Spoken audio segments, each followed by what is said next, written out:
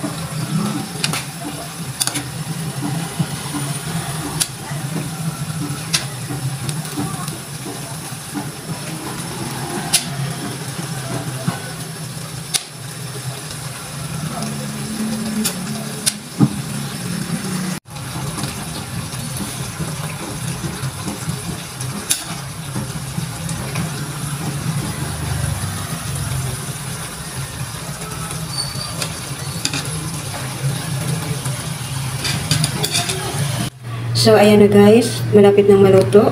At ayan, hinalo-halo ko na at ito ay malapit na talagang maluto siya guys. Madali lang siyang maluto guys. At yan, okay na yan guys. Luto na yan. Hanguin ko na yan guys para ma-ready na. Napakasarap ang ganitong luto guys, lalo na hindi masyadong overcook ang ating cabbage guys. Medyo crispy siya guys kainin, kaya masarap siya.